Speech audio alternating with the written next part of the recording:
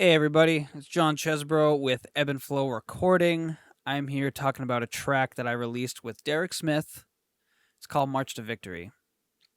And I'm going to talk about Derek's vocals to start, and I'll kind of just talk about different things I did with the track, some cool little tips you might want in your next productions or not.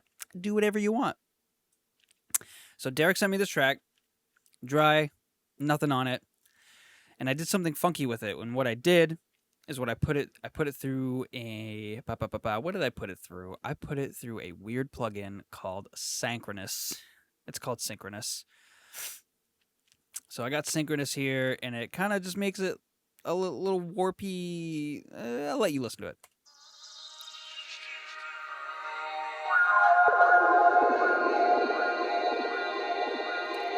That's like radio effect, underwater, Zelda, enlightenment shit. Like, I just love texture and love finding cool things to put on things that it's not supposed to go on because there's no rules. I mean, I was going to say I like breaking rules, but there's no rules in music, no rules in production. So Derek sent me a cool vocal track.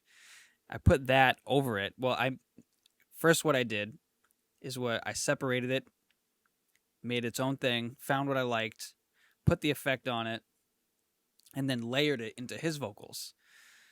And what I did with his vocals is I just put some reverb, and I put some a little bit of delay on it. And with everything, it sounds like this.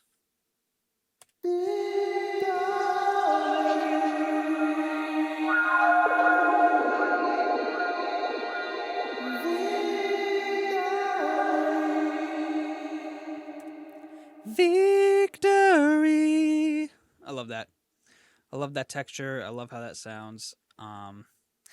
What I did is I accompanied him with some choir, and I'll play that.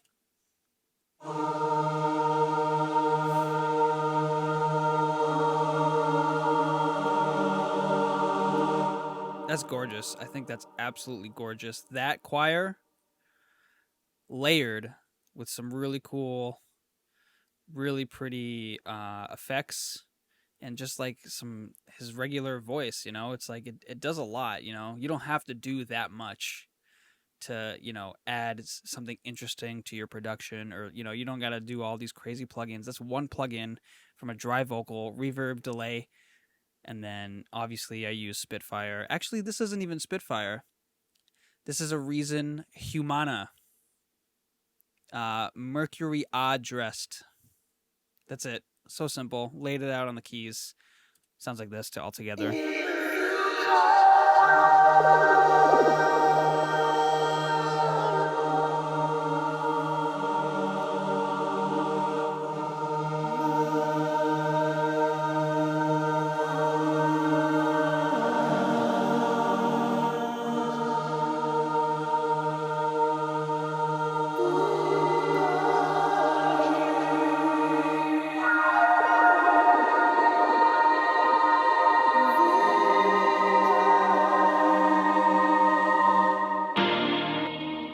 I love that. I think it's really cool. I love that, it just adds depth. It's not just his voice. It's his voice doing cool things, and then he's accompanied by a choir. And I think, if you're going to do something to your production, try to do weird things, try to get out of the box. And that plugin Synchronous is really cool. Like, even just the regular, default presets are super cool. And I think all I did was use a default preset in that, because I felt like I didn't need to change anything. Yeah, long beat sweeper. What? It's probably like for hip hop or something. Doesn't even have anything to do with this track, but we like being different here. So we did. Next thing I'll talk about is that, for one, this song is old. I've had this beat, I've had the strings for a very long time. I've had the synths for a very long time, probably for like 4 or 5 years, and then I finally added bass and guitar, and then had Derek sing on it. It's just something I kind of found and dusted off, but this is the beat that I had.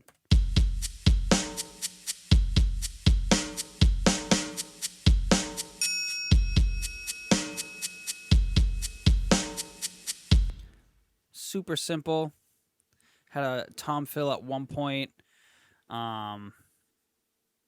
You know, some of the synth I have with it is, it's more of a flute than anything, but I think it's really pretty.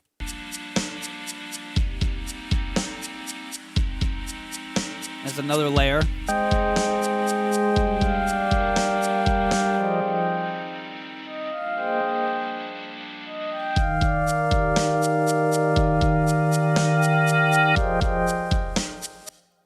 Really, really cool.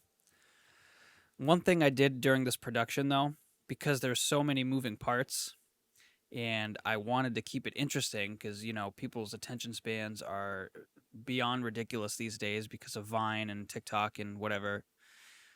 But one thing I tried to do was make every part go into each other. You know, everything sounds on purpose. Everything has a purpose. It has a space in the frequency, and another instrument is introducing another instrument.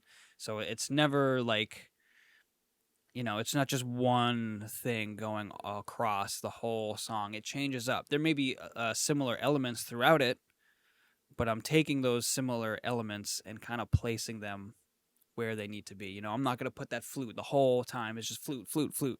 No, I don't want to do that. I want to sprinkle that in where I think it's necessary. And in the intro, you can kind of hear it. You can kind of hear like something builds up, boom, you hear the synth, whoop, guitar. So let's take a quick listen to that.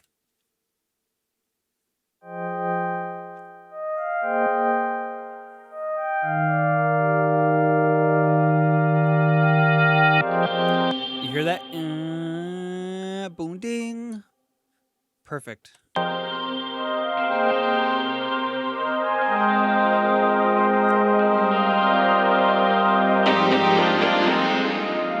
Guitar finishes as it's fading out, the big strings are introduced. And then now that meat of the song is really coming through. Woo!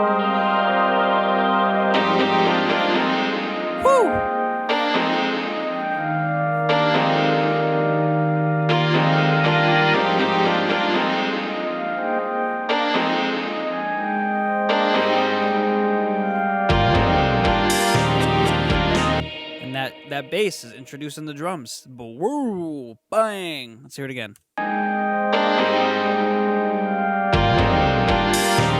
Actually, I was wrong. They came in together.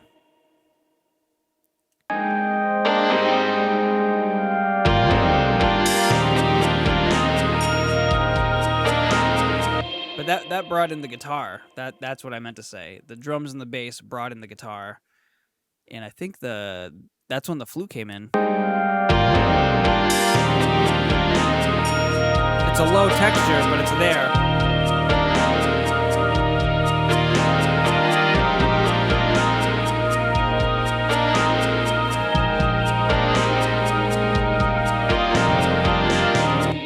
I think that's beautiful. What else did I do? I did a little bit of, this is a really cool little thing I did here. I was going to gatekeep this, but I was like, you know, fuck it. There's too much going on in the world to be gatekeeping, you right? So this right here, this is really cool. So normally the bass is in the center of the song with the kick and with the vocals. What I did here, instead of just allowing the bass to maintain the feeling in the song, I moved it and I panned it. And you're going to hear it go from right, and then it's going to meet, it's going to come onto the left, and then meet in the center. So just listen to the bass with the track, and then I'll play it without the track.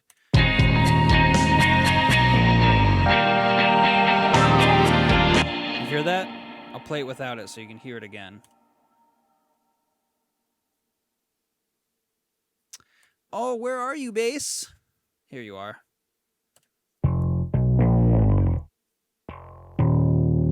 You hear that? Let's do it one more time.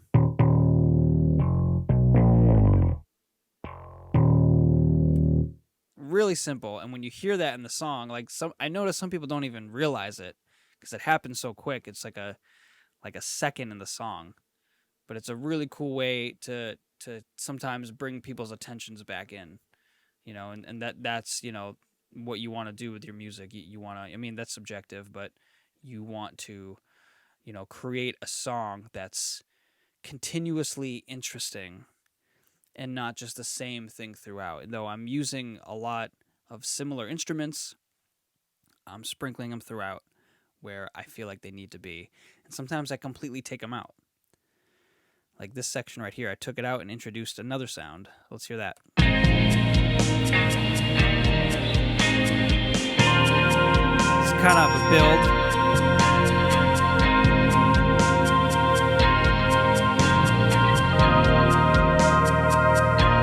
Trumpet, bass, back to the main part of the song.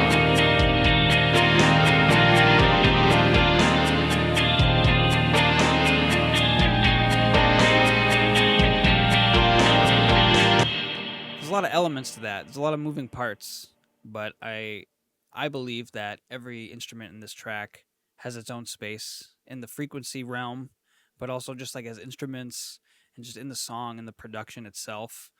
I always get worried about overproducing and overplaying, but this song literally started from this beat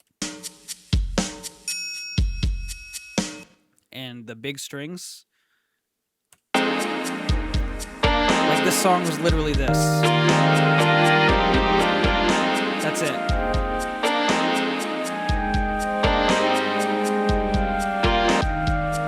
From that, it came to this.